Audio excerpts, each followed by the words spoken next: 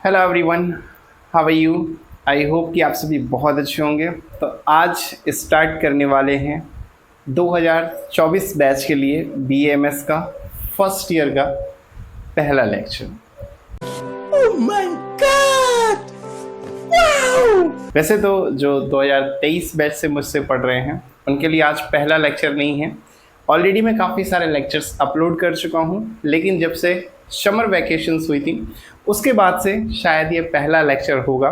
काफ़ी समय से इंतज़ार कर रहे होंगे, तो चलो स्टार्ट करते हैं। और जिन बच्चे के लिए नया है, जो पहली बार आए हैं, उन सब का वेलकम है मेरी तरफ से। तो चलिए आज एक नई शुरुआत करते हैं और कोशिश करूँगा कि मैं रेगुलर रह सकूँ। लेकिन इस साल से कुछ नई चीज़ें लॉन्च करने वाला हूँ, वो भी हम लोग आगे बात करेंगे। तो चलो वीडियो की शुरुआत करते हैं और आज का लेक्चर क्या है इस बारे में बात करते हैं। सबसे पहले अगर बेसिक चीज़ों की बात की जाए कि आयुर्वेदा क्या है, कितने सब्जेक्ट हैं आपके फर्स्ट प्रॉफ में, पासिंग मार्क्स के लिए कितने मार्क्स चाहिए होते हैं, 50% पास होने के लिए चाहिए होते हैं, पेपर 1 पेपर 2 किन किन सब्जेक्ट में होता है, प्रैक्टिकल्स कितने नंबर का होता है, ये सारी इन्फॉर्मेशन मैं ऑलरेडी अपने पहले के प्रीवियस वीडियोस में शेयर कर चुका हूँ। तो आई होप सो कि वो बार बार दोबारा डालने से कोई फ़ायदा नहीं है। ऑलरेडी अपलोडेड हैं, नीचे लिंक दे दूंगा, आप वहाँ से देख सकते हैं। इसके पहले यहाँ आप देख रहे होंगे, यहाँ चैप्टर 3 लिखा हुआ है। अब चैप्टर 1 और चैप्टर 2 क्या है ये ऑलरेडी मैं वीडियो डाल चुका हूँ। बेसिक प्रिंसिपल ऑफ आयुर्वेदा के सारी चीज़ें एक्सप्लेन कर चुका हूँ। तब ये मत सोचना कि 2 चैप्टर्स जो आपके छूट गए हैं तो वो क्या इंपॉर्टेंट है, ऐसा नहीं है। बाकी के लेक्चर्स आप अगर देखते रहते हैं तो वो 2 अपने आप कवर अप हो जाएंगे, क्योंकि बेसिक नॉलेज है। ठीक है, तो बेसिक यहाँ से आपको समझ में आने लग जाएगी, कोई दिक्कत नहीं है। मैं उन चीज़ों को भी कवर करके ही चलूँगा। तो चलिए वीडियो की शुरुआत करते हैं। और वीडियो की शुरुआत से पहले मैं एक चीज़ शेयर करना चाहता हूँ। जो भी मेरे जूनियर्स हैं वो इस चीज़ को अगर देख रहे हैं तो वो समझ पाएंगे। ये चैप्टर जो भी मैं पढ़ा रहा हूँ ये फिजियोलॉजी का है। फिजियोलॉजी यानी कि आयुर्वेदा की लैंग्वेज में अगर बात करें तो क्रिया शारीर बोलते हैं। और जो क्रिया शारीर की मेरी टीचर रही हैं फर्स्ट ईयर में, डॉक्टर उर्मिला मौर्य, किसी कारणवश कोई नहीं जानता कि जो प्रिंसिपल कॉज है वो क्या है, लेकिन उनका जो है वो देहांत हो गया था परसों के दिन। तो अब उन्हीं का सब्जेक्ट मैं पढ़ा रहा हूँ। तो कहीं ना कहीं हर इंसान जब भी किसी से कुछ सीखता है तो उसे एक ट्रिब्यूट ज़रूर देता है। तो मैं भी अपने टीचर्स के लिए एक ये ट्रिब्यूट है, क्योंकि हमारा फर्स्ट ईयर का इंटरेक्शन कुछ ऐसा रहा है। मैं वीडियो को स्टार्ट करने से पहले कुछ चीज़ें आपके साथ शेयर कर देता हूँ, क्योंकि आप भी जल्दी कॉलेज में जाने वाले हैं। आपके साथ भी कई टीचर्स का इंटरेक्शन होगा। पहले दिन की क्लास होगी, टीचर अपना इंट्रोडक्शन देंगे, बताएंगे कि वो क्या पढ़ाते हैं। उसके बाद आपसे भी इंट्रोडक्शन होगा कि आप कहाँ से आए हैं। नीट के नंबर कोई नहीं पूछेगा, उसके लिए परेशान मत होना। तो इंट्रोडक्शन के इसी सिलसिले के बीच में जैसे ही ये मैम इंटर करती हैं, सबसे पहले इनकी नज़र जाती है मेरे ऊपर। मुझे खड़ा किया जाता है, पूछा जाता है आपका नाम क्या है। तो एक्चुअल में मेरा जो कॉलेज का नेम है वो हर्षित नहीं है, वो प्रसेंजित है। अब जैसे कि आपको समझ में नहीं आया, ऐसे मैम को भी नहीं समझ में आया। उन्होंने फिर से पूछा तो मैंने फिर से बताया, फिर भी उन्हें समझ में नहीं आया तो उन्होंने पूछा कि इसका मतलब क्या होता है। तो मैं बैक बेंचर सबसे पीछे बैठा हुआ था, वहाँ से चिल्लाता हूँ, क्योंकि आपकी जो कॉलेज की क्लास होती है वो नॉर्मल स्कूल के क्लास से बहुत बड़ी होती है, तो आपको लाउडली बोलना पड़ता है। तो मैंने लाउडली जब बोला तो उन्हें लगा कि मैं चिल्ला रहा हूँ, और वो आवाज़ पूरी क्लास को सुनाई दी। उन्होंने पूछा what is the meaning of a Prasenjit. तो मैंने बोला मैम राजाओं का नाम होता है। अगर आपको मालूम हो तो राजा प्रसेंजित गौतम बुद्ध के शिष्य हुआ करते थे। अंगुलीमाल की अगर आपने कभी कहानी सुनी है, नहीं सुनी है, यूट्यूब पे चले जाइएगा, डली है, वहाँ से ये नाम आया है, मेरी माता श्री ने रखा हुआ है। और ऐसा ही कुछ हमारा फर्स्ट इंटरेक्शन था। फिर उन्होंने मुझे समझाया कि जब मीनिंग बताई जाती है तो ऐसे नहीं बोला जाता कि राजाओं का नाम होता है, उसका जो अप्रोप्रिएट मीनिंग होता है वो समझाया जाता है। मैंने उनसे बोला सॉरी मैम, मुझे समझ नहीं आया। फिर फर्स्ट ईयर की क्लास थी, बहुत सारे इंटरेक्शंस हमारे हुए, बहुत सारी बातें हुई। कई बार ऐसा भी हुआ कि सरप्राइज़ टेस्ट ले रही थी, मुझे मालूम ही नहीं था कि आज क्या टेस्ट है क्या है, मुझे लगा क्लास होगी, मैं यूजुअली जा कर के बैठ गया। बाद में पता चलता है सरप्राइज टेस्ट है, पेपर दिया गया, कुछ क्वेश्चंस दिए गए थे। अब मुझे पता ही नहीं, पिछले 2-4 दिन से मैं गायब था, क्लास भी नहीं गया, तो मुझे पता ही नहीं क्या पढ़ाया और क्या वो पूछ रहे हैं। सरप्राइज टेस्ट का मतलब होता है आज कुछ पढ़ाया गया, कल आपसे वही चीज़ पूछा जाएगा। सपोज आज मैंने आपसे ये पढ़ाया, कल की क्लास में आपसे यही चीज़ पूछ लिया जाए, this is called surprise test. एक तरह से हो सकता है कुछ दिन पहले भी पढ़ाया हो, तो कमेंट मत करने लगना कि सर ऐसा नहीं होता, पहले का भी पूछा जाता है, कोई बात नहीं। तो उन्होंने जो 2-4 दिन में पढ़ाया होगा वो पूछने लग गई। उसके बाद मुझे मालूम नहीं था, अब मैं चुपचाप बैठा हूँ, मेरे समझ में ही नहीं आ रहा कि क्या पढ़ाया था और क्या लिखना है। तो ऐसे टीचर्स राउंड नहीं लेते, जब टीचर्स राउंड लेते तो हम लोग देखते हैं कि अभी दूर है, तो कुछ नहीं, हम लोग ऐसे सोचते लगते हैं, और जैसे ही टीचर्स हमारे पास में आता है तो हम लिखने की एक्टिंग करने लगते हैं। अब टीचर को बखूबी मालूम होता है कि किस बच्चे के हाथ में कलम है तो कौन लिख रहा है और कौन नाटक कर रहा है। वो एक बार राउंड पे निकल गए, मैं फिर रिलैक्स बैठ गया कि चलो 1 घंटे का है, थोड़ी देर में जमा हो जाएगा, मेरे को क्या लेना देना, आएंगे जितने नंबर आते रहेंगे। फिर क्या हुआ, वो फिर से राउंड लेके आए और फिर मेरे पीछे खड़े हो गए। अब मैं नाटक कर रहा हूँ लिखने का। अब जब मैं नाटक कर रहा हूँ तो कितनी देर करूँगा, मेरे मन में तो यही है कि यार निकल जाए निकल जाए निकल जाए। नहीं निकली, वो खड़ी रही। फिर जैसे ही मैंने पीछे देखा, मुझे लगा निकल गई होंगी, नहीं निकली। कि नहीं, लिखो लिखो, हम देख रहे हैं, यही देख रहे हैं क्या लिख रहे हो। मैं कहा सॉरी मैम, मुझे नहीं आता। कहती तुम्हें अभी तक की फर्स्ट ईयर की क्लास में आज तक 5 श्लोक नहीं याद हो पाए जो तुम इस पर लिख सको। मैंने कहा नहीं मैम ऐसा नहीं है, 5 तो याद ही हैं। तो बोली अच्छा ठीक है सुनाओ। अब आप कितना भी पढ़े लिखे हो, कितना भी आपको याद हो, संस्कृत के श्लोक अगर आपने रिवाइज नहीं किए तो आपको इंस्टेंटली याद नहीं आएंगे। तो फिर मुझे भी ऐसे ही हुआ कि मैम थोड़ा 5 मिनट दे दीजिए। उन्हें समझ में आ गया था कि इसे नहीं आता, लेकिन मैंने उनसे बोला कि 5 मिनट दे दीजिए, अभी सुनाता हूँ, याद नहीं आ रहा। उन्हें भी लगा चलो देखते हैं 5 मिनट में क्या ही याद कर लेगा जब कभी याद ही नहीं किया। अब देखो, मार्क्स कम आने का मतलब ये नहीं है कि आप इंटेलिजेंट कम हो। मार्क्स आने का मतलब कम अगर आ रहे हैं तो इट मीन्स कि आपने पढ़ाई नहीं करी है। इंटेलिजेंसी का कोई लेना देना नहीं होता आपके मार्क्स से। तो जो चीज़ मैंने पढ़ी नहीं है तो मेरे नंबर अगर उसमें 0 भी आ जाए तो ऐसा मुझे कोई गम नहीं है कि अरे यार मैं तो क्लास में इतना इंटेलिजेंट नहीं हूँ, लोग मुझे गलत नज़र से देखते हैं, ऐसा नहीं है। वो पढ़ के आए, उन्होंने लिख दिया, मैं पढ़ के नहीं किया, मैं नहीं लिख पाया, इसमें इंटेलिजेंसी का कोई लेना देना नहीं है। उन्होंने मुझे खड़ा किया, उन्हें लगा कि शायद इससे कुछ नहीं आता, नहीं बता पाएगा। 5 मिनट मैंने लिए और 5 मिनट में उन्हें 5 श्लोक जो है जा करके सुना दिए। अब सरप्राइज़ उनके लिए हो गया कि है ऐसा कैसे। फिर उसके बाद देन बहुत सारी और भी चीज़ें हैं। ये कुछ फर्स्ट ईयर के इंटरेक्शन थे जो मुझे याद आ गए। एक्चुअली मैं नेचर वाइज बहुत पोलाइट मैम थी, आप समझ सकते हैं। एक डॉक्टर, अच्छी खासी नॉलेज, और उसके बावजूद भी देखिए क्या से क्या हो गया। मतलब जैसा कहते हैं कि ज़िंदगी का किसी का भरोसा नहीं है, कभी लाइफ को इतना सीरियस मत लीजिए। तो ये चीज़ मैंने अपनी आंखों से देखा है कि जिनको हंसता खेलता मैं देख रहा था कुछ दिन पहले, आज वो हमारे बीच नहीं है। तो थोड़ा सा गम भी है, क्योंकि मेरे लिए अभी तक सारे टीचर्स में से वो मेरी फेवरेट रही हैं, क्योंकि शायद उन्होंने ही मुझे कहीं ना कहीं समझा है। मेरे नंबर कम भी आते थे तो मुझसे यही कहती थी कि तुम पढ़ने में अच्छे हो बट पढ़ते नहीं हो। आप में से भी बहुत सारे टीचर्स ने ऐसा बोला होगा। तो टीचर्स को पता है कि आपके अंदर क्या है। तो उन्होंने कई बार बोला भी कि तुम मस्तीखोर हो, पढ़ते लिखते नहीं हो। उसके बाद जब मैं फर्स्ट ईयर में पास हुआ, मेरा रिजल्ट आया, मैं मिठाई देने गया, तब भी उन्हें लगा कि किसी ना किसी एक सब्जेक्ट में तो इसकी सप्ली आई होगी। उन्होंने पूछा अष्टांग हृदय निकल गया। मैंने कहा यस मैम। कितनी अष्टांग में कैसे पास हो गए। अब फर्स्ट ईयर में मैं बातों बातों में आपको कुछ चीज़ें समझाने की कोशिश कर रहा हूँ। बहुत सारे बच्चे स्किप करने की सोच रहे होंगे क्या बात कर रहे हैं। खैर कोई बात नहीं, कॉलेज की कुछ अनुभव है वो शेयर कर रहा हूँ। तो फर्स्ट ईयर में एक सब्जेक्ट है दैट इज अष्टांग हृदय।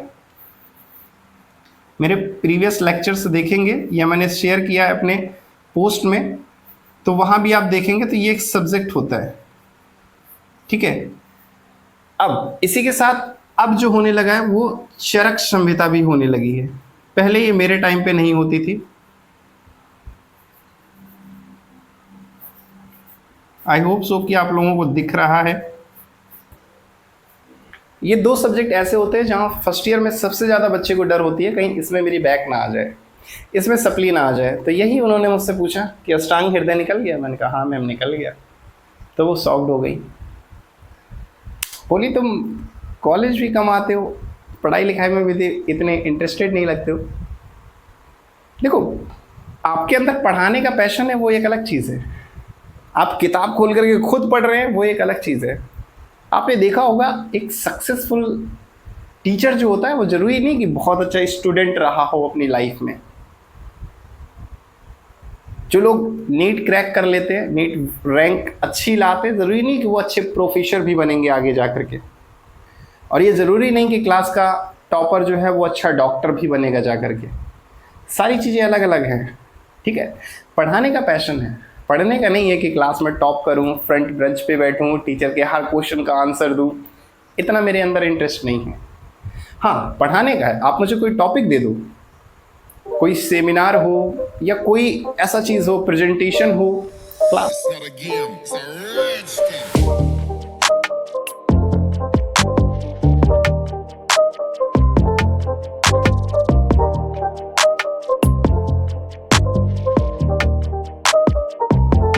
सबसे पहले हाथ उठता था, टीचर्स पूछते थे कि अरे रुको अभी नाम लिखेंगे, पहले सुन तो लो टॉपिक क्या। मैंने कहा नहीं पहले ही लिख लीजिए। तो वो शौक, वो पैशन अलग चीज़ है। तो फिर उसके बाद देन उनके कुछ वर्ड्स हैं जो आज भी मुझे याद है। उन्होंने बोला कि प्रसेनजीत काफ़ी इंटेलिजेंट हो पढ़ने में, एक काम करना पीजी ज़रूर करना। मैंने कहा मैम एज सच मैंने अभी कभी सोचा नहीं है ऐसा कि बीएमएस के बाद पीजी भी करना है। तो उन्होंने बोला नहीं, तुम्हारे जैसे लोगों की ज़रूरत है और पीजी ज़रूर करना अगर मेरी बात मानो। यही उनके वर्ड्स थे। फिर मैंने मिठाई दी और उसके बाद दिन वापस। वो दिन है कि आज का दिन है, हमारी कभी मुलाकात नहीं हुई। फर्स्ट ईयर में फिर एक चीज़ आपके साथ शेयर करूंगा कि बहुत सारे ऐसे टीचर्स होंगे जो आपके साथ रूड होंगे, आपको लगेगा अरे यार क्या है ये टीचर मेरे पीछे पड़े रहते हैं।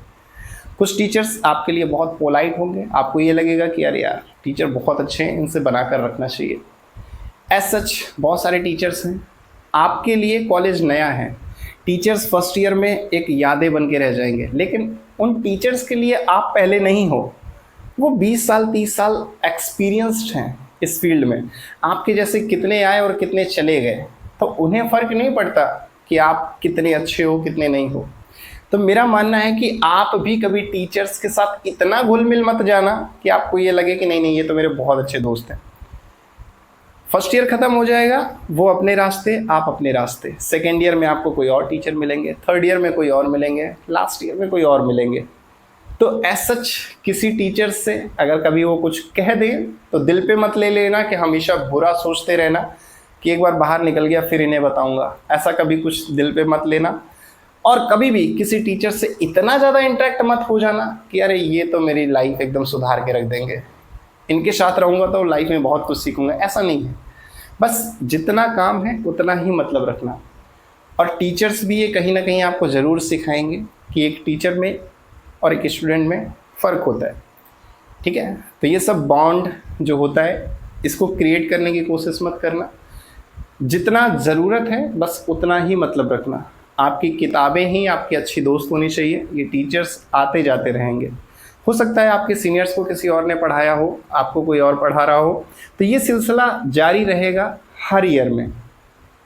आपके लिए जो है वो आपके जूनियर्स के लिए क्या पता ना रहे। तो ये चीज़ें हमेशा याद रखना, अपनी किताबों को अपना बेहतर दोस्त बनाना, और कॉलेज की लाइफ में बहुत ज़्यादा हर चीज़ में इन्वॉल्व मत होना, ठीक है। जितना ज़रूरत है बस उतना ही ध्यान देना, वरना आगे कहीं ना कहीं ये चीज़ें आपको नुकसान पहुंचा सकती हैं, या कहीं ना कहीं मेंटली ये चीज़ आपको परेशान करेगी कि इस टीचर ने ऐसा कह दिया है ना, ये टीचर तो बहुत अच्छे से बात करते थे आज क्यों नहीं करते। इन सब चीज़ों से आपको कोई फ़र्क नहीं पड़ना चाहिए। Before entering in the college these are some important points जो शायद मैं एक सीनियर होने के नाते आपको समझा रहा हूँ। हो सकता है जैसे ही आप फर्स्ट ईयर में जाएंगे तो आपको हर चीज़ में डांटा जाएगा कि आपकी नज़र क्यों ऊपर है, आपके एप्रन के बटन क्यों खुले हुए हैं, लड़कियों के लिए भी होगा बाल क्यों खुले हैं, नेल पेंट वगैरह क्यों लगा के आई हो, ये हील्स क्यों पहने हो, इस तरह के शूज़ क्यों पहने हो, बहुत सारी चीज़ें होंगी। बॉयज़ के लिए अलग होगा, गर्ल्स के लिए अलग होगा। डांट पड़ रही होगी सीनियर्स की तो आप लोगों को लगेगा ये कितने बुरे हैं, हमें समझते ही नहीं हैं। तो ऐसा नहीं है, ये वो चीज़ें हैं, इसे रैगिंग नहीं कहते। पहली चीज़ तो ये याद रखना कि रैगिंग मत समझ लेना, ठीक है, कि ऐसे अरे यार सीनियर्स तो रैगिंग कर रहे हैं, रात में बुलाते हैं, इंट्रो लेते हैं। नहीं, ये कॉलेज का एक नियम कह लो या एक ऐसी प्रथा कह लो जो आज आपके पास आ रही है, कल आपके थ्रू आपके जो 2025 बैच में आएंगे जूनियर्स, उनके पास जाएगी। तो आज अगर आपके साथ नहीं होगा तो आप उन्हें कैसे ट्रांसफ़र कर पाओगे। तो ये एक चीज़ है, इसे हमेशा याद रखना। कभी सीनियर कुछ कह दे दिल पे मत लेना, और ये मत समझना कि ये मेरे ही पीछे पड़े रहते हैं। और कभी अपना एटीट्यूड मत दिखाना कि मैं तो इतने बड़े घर से आया हूँ, मैं तो इतने बड़े घर से आई हूँ, आज तक मेरे फादर ने कभी कुछ नहीं कहा, इन्होंने कैसा कह दिया। ठीक है, तो कॉलेज लाइफ एक अलग है, आपकी घर की ज़िंदगी अलग है। घर की ज़िंदगी घर पे रख के जाना, कॉलेज की कॉलेज में रखना। ठीक है, तो ये सारी बातें हैं, आपको याद रखनी चाहिए। चलो आज का लेक्चर जो है अब शुरुआत करते हैं। ये कुछ पर्सनल चीज़ें थी जो मैंने आपके साथ शेयर करी। आई होप सो जिसने देखा उसके लिए धन्यवाद, जिसने स्किप कर दिया कोई बात नहीं, ठीक है, आपकी मर्जी है। मैं ये बातें इसलिए शेयर कर रहा था क्योंकि हमारी जर्नी 1-1.5 साल तक चलने वाली है। तो चीज़ों को स्टार्ट करने से पहले एक बॉन्ड बनाना ज़रूरी है। अगर मेरे वर्ड्स आपके कानों तक नहीं जा रहे हैं तो कोई मतलब नहीं है मेरे चिल्लाने का और मेरे इंटेलिजेंट होने का, मेरे बहुत अच्छे टॉपिक समझाने का, अगर मेरे बातें आपको नहीं समझ में आ रही हैं। ठीक है, तो ये एक बॉन्ड क्रिएशन के लिए था। अगर शायद मेरे वर्ड्स आप तक पहुंच पाए हैं तो चलिए लेक्चर को शुरुआत करते हैं। और आज बात करते हैं, सबसे पहला ही आप लोगों के लिए चैप्टर समझ लीजिए, या जो पुराने बच्चे हैं उनके लिए 3rd चैप्टर, दैट इज त्रिदोष विज्ञान। अब मैंने पोस्ट में डाला था कि मैं इंग्लिश में डालूं, हिंदी में डालूं, तो बहुत सारे बच्चों ने, बहुत सारे क्या मैक्सिमम बच्चों ने इंग्लिश में चूज़ किया है। तो मैं कोशिश करूंगा इंग्लिश में ही लेक्चर्स को रखूं, लेकिन आप चाहें तो आप इसे अपनी लैंग्वेज में कन्वर्ट कर सकते हैं। आपके पास जो भी बुक है वहाँ के थ्रू जो लैंग्वेज दी है उससे आप समझ सकते हैं। ये भी कोई ऐसी लैंग्वेज नहीं है जो समझ में ना आए, बस बच्चों को आयुर्वेदा पराया ना लगे, अपनापन सा लगे, इसलिए मुझे इंग्लिश में पढ़ाना ज़रूरी है। चलिए बात करते हैं त्रिदोष विज्ञान। त्रिदोष नाम से समझ में आ रहा है, नहीं समझ में आ रहा है तो देख लीजिए। अगर हम इसको हिंदी में लिखें तो कुछ इस तरह से लिखेंगे, त्रिदोष। ठीक है, अब त्रि का मतलब आपको समझ में आ रहा होगा, ट्राई या 3, ठीक है, 3। ठीक है, दोष की बात करें तो दोष। ठीक है, अब यहाँ पर जो त्रिदोष विज्ञान है, यानी कि 3 दोष होते हैं हमारे शरीर में, उनका विज्ञान, उनका साइंस क्या है। साइंस का मतलब होता है क्या क्या ऐसी चीज़ें हैं जो या तो उनको कम कर रही हूँ या उनको बढ़ा रही हूँ। तो त्रिदोष विज्ञान, अगर इंग्लिश में बात करें, science of 3 bio energies. Bio का मतलब होता है लिविंग, आप सभी को मालूम है ऑलरेडी, लिविंग। ठीक है, हम बात करने वाले हैं लिविंग की एनर्जीज, जो एनर्जीज हैं लिविंग की, उसकी क्या साइंस है। अब बेसिकली हम डॉक्टर बनने वाले हैं तो लिविंग हमारे लिए क्या होगा, पेशेंट, इंसान होगा। उसकी एनर्जीज, उसकी ऊर्जा होता है ना, जब आदमी बीमार हो जाता है तो ऊर्जा कम हो जाती है, जब हेल्दी होता है तो बहुत एनर्जेटिक होता है। तो क्या ऐसे साइंस है उस ऊर्जा के पीछे, उस एनर्जी के पीछे, उसकी बात करने वाले हैं। सबसे पहले अगर हम बात करें त्रिदोष की, दैट इज दोष, धातु और मल। ये त्रिदोष नहीं है, ये 3 बेसिक ऐसी चीजें हैं जो आपको समझना है, दोष, धातु और मल। ठीक है, अब दोष अलग चीज है, धातुएं अलग चीज है, मल अलग चीज है। नीचे लिंक दे दूंगा, दोष कौन कौन से होते हैं, धातुएं हमारे शरीर में कितनी होती हैं, मल कौन कौन से हैं। जो बच्चे पहले देख चुके हैं वो नीचे कमेंट करके बता सकते हैं कि सर मल ये हैं, धातुएं कितने प्रकार की होती हैं और दोष कौन कौन से होते हैं।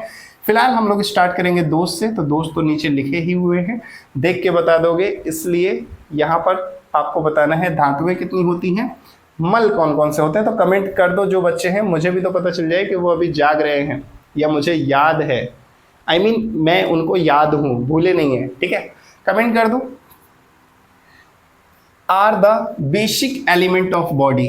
अब इनको बेसिक एलिमेंट बोला गया है, हमारे शरीर के बेसिक एलिमेंट होते हैं दोष, धातु और मल। अगर मैं अपनी लैंग्वेज में इसे समझाऊं, हमारे शरीर के जो दोष हैं वो बेसिक इसलिए हैं क्योंकि वो अगर इक्विलिब्रियम में है तो हमारी बॉडी हेल्दी होगी।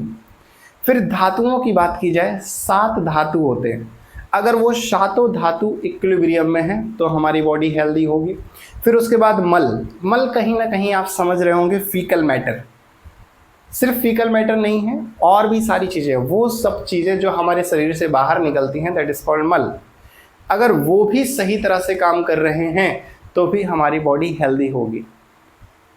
आप समझ सकते हैं, बहुत सारे लोग ऐसा भी कहते हैं कि पसीना आना भी ज़रूरी है। अगर बॉडी से आपकी स्वेटिंग नहीं हो रही है तो ये भी एक बीमारी का कारण बन सकता है, आपने सुना होगा। तो ये चीज़ है मल से रिलेटेड, ठीक है। तो ये तीनों ही क्या है, बेसिक एलिमेंट ऑफ बॉडी है। अब आगे बात करें, amongst these doshas are more important. अगर हम इन तीनों के अलावा बात किए जाए तो इनमें सबसे ज़्यादा इम्पॉर्टेंट क्या है, तो दोष, ठीक है। ये दोष सबसे ज़्यादा इम्पॉर्टेंट है। Let us first begin the study of दोष, ठीक है। शुरू करते हैं दोष की स्टडी के बारे में और समझते हैं। प्रिंसिपल ऑफ पुरुषस लोक सम्मित न्याय। कौन कौन से प्रिंसिपल्स हैं, ये ऑलरेडी प्रीवियस लेक्चर्स में मैं बता चुका हूँ, देख लीजिएगा। कुछ प्रिंसिपल्स की बात करिए। अब यहाँ पर समझते हैं पुरुष लोक सम्मित न्याय। पुरुष का मतलब हो गया नॉर्मल जो ह्यूमन बॉडी है। पुरुष का मतलब यहाँ मेल नहीं है, ठीक है, मैं पहले ही समझा दूँ।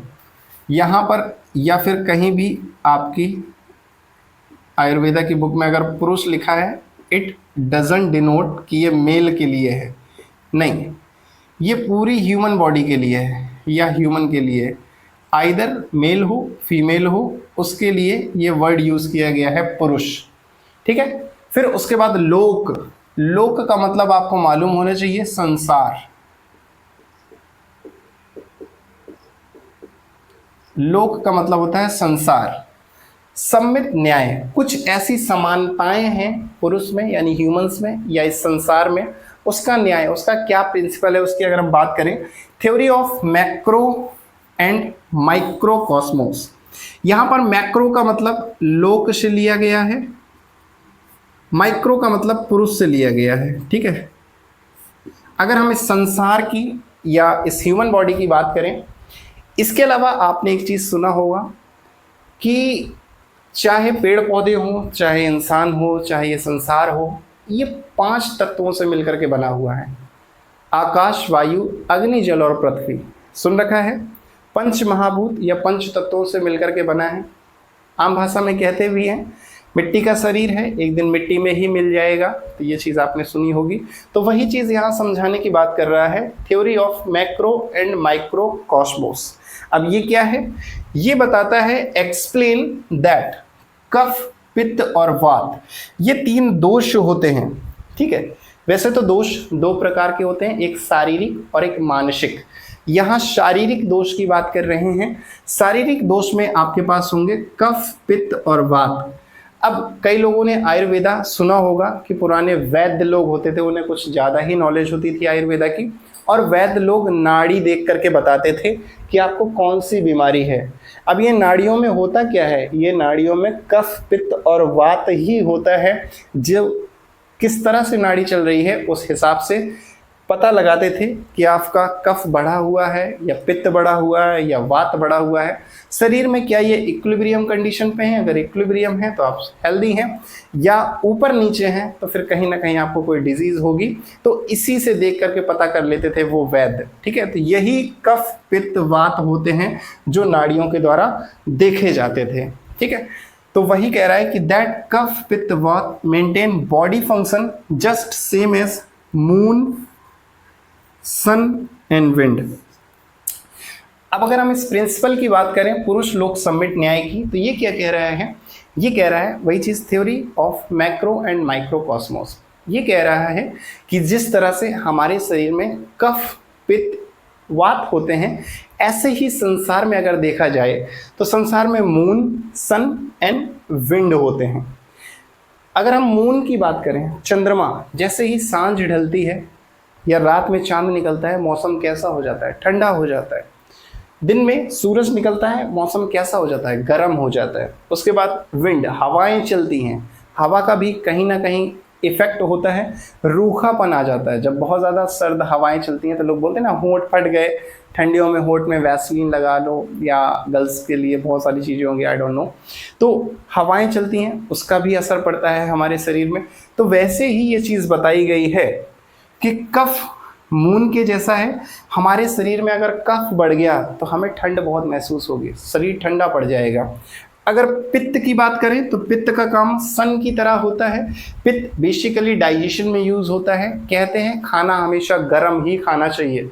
खाना अगर बना है तो कोशिश करें उसे तुरंत ही खाएं, उससे कभी बीमार नहीं पड़ेंगे। क्यों? क्योंकि डाइजेशन में हेल्प करेगा। शरीर में अगर कहा जाए, मान लीजिए आप स्वस्थ नहीं रहते हैं, आपका डाइजेशन बहुत ख़राब है, कहते हैं यार तेरे शरीर पे गर्मी नहीं है यार, आम भाषा में ऐसा लोग बोलते हैं। तो कहीं ना कहीं डाइजेशन का जो रिलेशन है वो पित्त से ही रिलेटेड है। अगर शरीर में पित्त बढ़ा हुआ है तो भी कोई ना कोई दिक्कतें हैं। तो वहीं सन से बोला गया, सन भी गर्म होता है। और डाइजेस्टिव फायर का आपने नाम सुना होगा, नहीं सुना है तो आगे आप पढ़ेंगे। तो सन से कंपेयर किया गया है। वहीं वात का जो कंपैरिजन है वो विंड से किया गया है। वात का मतलब होता है आयुर्वेद की लैंग्वेज में वायु, ठीक है। वात का जो मीनिंग है वो है वायु। वायु का मतलब हवा। जिस तरह से हवा बहती है संसार में, वैसे ही हमारे शरीर में वात भी बहुत सारे काम ऐसे करता है जो विंड की तरीके, हवा की तरह बहना होता है। ऐसे वात भी हमारे शरीर में बह रहा होता है, वो भी बहुत सारे चीज़ों को आगे की तरफ बढ़ाता है। इसलिए वात को जो कंपेयर किया गया है वो विंड से किया गया है। आई होप सो कि ये जो चीज़ें हैं आपके दिमाग में बैठ गई होंगी, कुछ भी ऊपर नीचे नहीं होगा। अब पहला लेक्चर है तो ये मत सोच लेना कि मैंने जितना समझाया है उतना ही आपको समझ में आया होगा। मेरे दिमाग में आपके दिमाग में अभी अंतर है, तो थोड़ा सा समय दीजिए चीज़ों को। एकदम से ये मत सोचिए क्या ही बता रहे हैं। वैसे तो मैं अपनी तरफ से कोशिश कर रहा हूँ कि आपको समझ में आए। बॉन्ड इसीलिए पहले क्रिएट किया था कि मेरी बातें आप तक पहुँचें, ना सिर्फ कान तक बल्कि दिल में भी उतरें। तो अगर लेक्चर समझ में आ रहा है तो प्लीज़ निवेदन करूँगा कि कमेंट ज़रूर कर दीजिएगा। वीडियो को लाइक करिए ना करिए, कमेंट ज़रूर करिएगा कि सर आपने जो भी पढ़ाया वो हमें समझ में आया। आगे पढ़ाना है नहीं पढ़ाना मुझे आपके कमेंट बताएंगे, ठीक है। चलिए आगे बढ़ते हैं। अब आगे बात करते हैं डिफिनीशन ऑफ दोष। दोष की क्या परिभाषा होती है? तो दोष या bio energies are structural and functional unit of human body, ठीक है। स्ट्रक्चरल एंड फंक्शनल, कोई भी चीज़ अगर बन रही है तो भी यही जिम्मेदार हैं, कोई भी चीज़ सही फंक्शन कर रही है तो भी दोष ही जिम्मेदार हैं। वात, पित्त और कफ, अगर इन तीनों की बात की जाए, डू फॉलोइंग इंपॉर्टेंट फंक्शंस, क्या क्या फंक्शंस होते हैं बात कर लेते हैं। वात की अगर हम बात करें, ठीक है, मैं हिंदी में भी लिख देता हूँ, कुछ बच्चे ऐसा भी बोलते हैं कि सर आयुर्वेदा पोर्शन हिंदी में पढ़ाया करिए। वात की अगर हम बात करें, ऑल सॉर्ट ऑफ मूवमेंट, जैसे कि मैंने बोला था वायु का काम क्या होता है, हवा का काम होता है बहना। तो ऐसे ही शरीर में जितने भी मूवमेंट्स होते हैं उसमें रिस्पॉन्सिबल होता है वात इन द ह्यूमन बॉडी। फिर अगर हम बात करें पित्त की,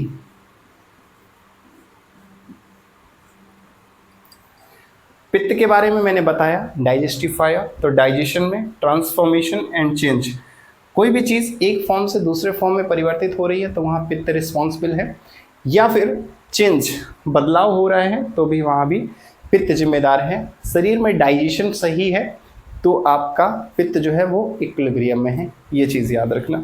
उसके बाद हम बात करें लास्ट कफ। कफ का मतलब खांसी मत समझ लेना, ठीक है, वो वाला कफ नहीं है। कफ यूनियन, स्टेबिलिटी एंड स्ट्रेंथ, इन सब के लिए रिस्पॉन्सिबल होता है कफ, ठीक है। क्यों? ठंडा होता है, ठीक है, दैट्स वाई। तो ये तीन इनके फंक्शन हो गए। बहुत बेसिक से चीज़ें स्टार्ट कर रहा हूँ, इसीलिए बहुत ईजिली डाइजेस्टेबल होंगी। ऐसी चीज़ नहीं होगी कि अरे ये सर क्या ही पढ़ा दिया, ऊपर से निकल गया ये तो, ठीक है। तो बहुत बेसिक से बहुत ही पोलाइटली एक एक चीज़ ऐसा कि बातों बातों में आपको समझ में भी ना आए कि आप पढ़ रहे हैं, और मेरा भी काम हो जाए कि जो चीज़ मुझे समझाना था वो आप तक पहुंच गई, ठीक है। चलिए अब हम लोग बात करते हैं वात के टाइप्स की, पित्त के टाइप्स की और कफ के टाइप्स की।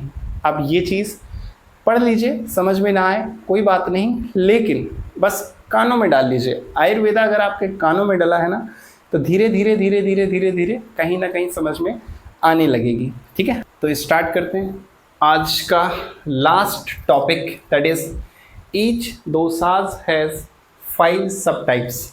दोष 3 प्रकार के आपने देखे। बेसिकली अगर पूछा जाए दोष कितने प्रकार के होते हैं तो 2, शारीरिक और मानसिक। शारीरिक दोष जब पूछा जाए तब वात पित्त कफ बताना है, लेकिन नॉर्मल दोष की हम बात कर रहे हैं। नॉर्मल दोष जो थे वो आपके कफ पित्त और वात, उनके भी फर्दर सब टाइप्स होते हैं जो कि 5 तरह के होते हैं। अब वो कौन कौन से हैं उसकी बात कर लेते हैं। ये बहुत इम्पॉर्टेंट है।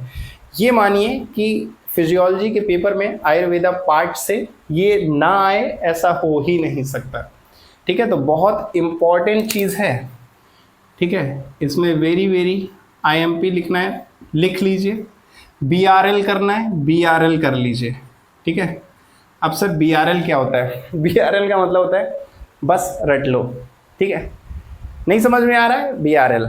ठीक है, चलो बात करें अगर वात के सब टाइप्स की, दैट इज प्राण, उदान, व्यान, समान, अपान।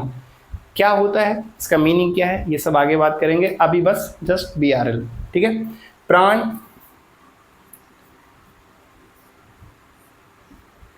उदान, व्यान, समान, अपान। वैसे तो ये सारी चीज़ें आप श्लोक के थ्रू याद करेंगे, लेकिन अभी नॉर्मल याद कर लो। श्लोक आगे पढ़ाऊंगा तो वहाँ श्लोक के थ्रू याद कर लेना। फिर पित्त के सब टाइप्स की बात करें तो पाचक, रंजक, भ्राजक, शाधक, आलोचक, ये 5 सब टाइप्स के पित्त हैं। कौन कौन से? पाचक,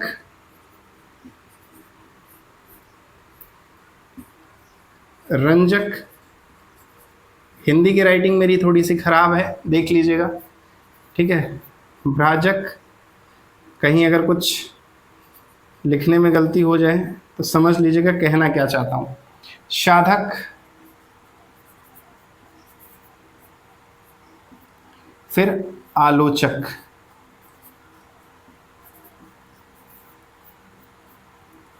ठीक है, ये 5 तरह के पित्त के सब टाइप्स हो गए।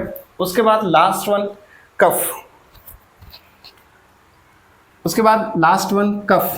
कफ के अगर हम देखें, क्लेदक, बोधक, अवलंबक, श्लेषक एंड तर्पक। ठीक है, क्लेदक हिंदी में लिख देता हूं, क्लेदक, बोधक,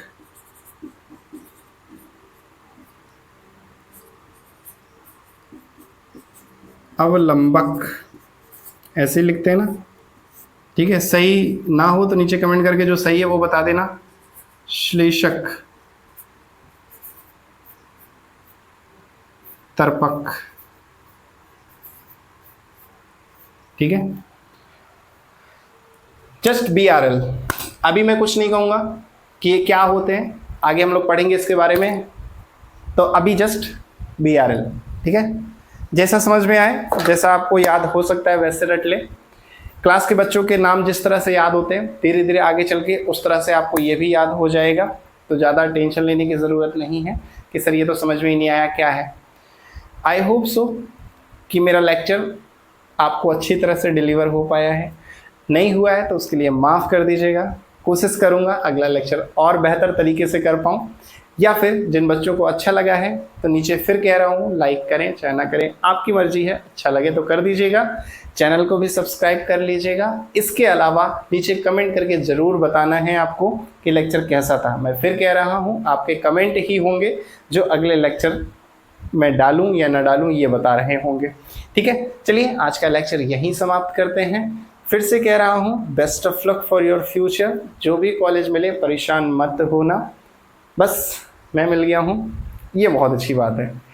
ठीक है, चलिए नेक्स्ट लेक्चर तक के लिए, till then take care, tata bye bye, have a nice day and best of luck for your future.